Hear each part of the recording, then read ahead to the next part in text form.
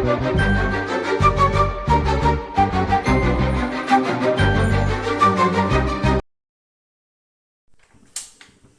பைத்தம்பருப்பு புட்டு செய்யலான்னு இருக்கோம்.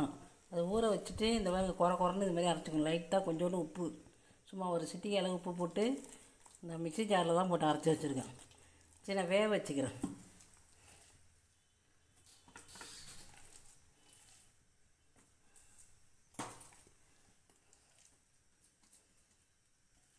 தண்ணியெல்லாம் ஊற்றாதீங்க.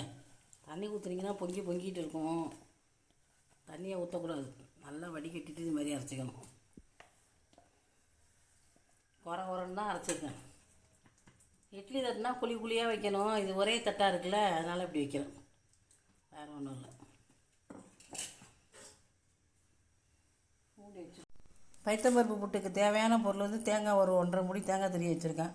ஏலக்காய் 4, ஒரு 2 ஸ்பூன் இருந்தால் போதும். நெய் ஒரு 2 ஸ்பூன் நெய் இருந்தால் போதும், ரொம்ப வேண்டியதில்லை. சீனி எடுத்து வச்சுருக்கேன். நீங்கள் நாட்டு சக்கரை வேணால் போட்டுங்க. இப்போ நான் சொன்ன மாரி பைத்தம்பருப்பை ஊற வச்சு நல்லா களைஞ்சிட்டு ஊற வச்சுட்டு ஒரு சிட்டியை உப்பு போட்டு அப்படியே குறைன்னு அரைச்சி தண்ணியே ஊற்றக்கூடாது. அப்படியே வேக வச்ச வேண்டியதான். வெந்தோன்னே காமிக்கிறேன் பாருங்க. செத்த நேரம் தான் வந்துட்டு எல்லாரும் குத்தி பார்த்தேன், நல்லா வெந்திருக்கு.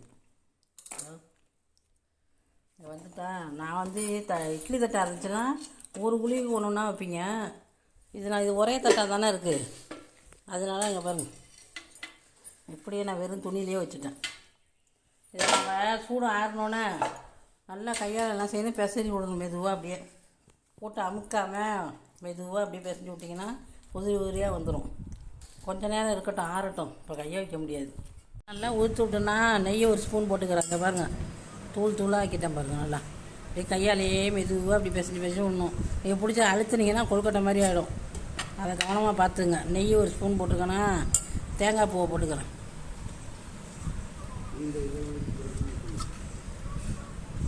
தேங்காய் பூ போட்டுட்டோன்னா சீனி தேவையான அளவு உங்களுக்கு என்ன சர்க்கரை, நாட்டு சர்க்கரையை உங்களுக்கு என்ன பிடிக்குதோ நீங்கள் போட்டுங்க. எங்கள் வீட்டில் சீனி கேட்குறாங்க, அதனால் போடுறேன். ஒரு அளவாக போட்டுக்கிறேன். 4 ஸ்பூன் போடுறேன், 5 ஸ்பூன் வேணா போட்டுக்குவோம். இதுதான் நல்லா இது மாதிரி கிளறிக்கணும். நல்ல பிள்ளைங்களுக்கெல்லாம் இது நல்லா ஊட்டச்சத்து மாதிரி. இது சும்மா பயிரை அவிச்சு கொடுத்தா திங்காதுங்க. ஒவ்வொரு நாளைக்கும் ஒன்றா செய்கிறப்ப இதுமாரி ஒரு டிஷ் மாதிரி செஞ்சு கொடுங்க, நல்லாயிருக்கும். பெரியவங்களேருந்து சின்ன பிள்ளை வரையும் சாப்பிட்லாம். சுகர் பேஷண்ட்லாம் சாப்பிட்லாம்.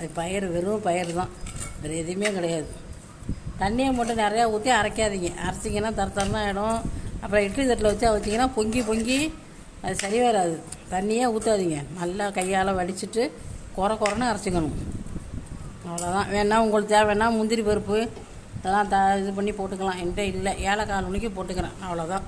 பச்சை பயிர் போட்டு ரெடி ஆகிட்டு.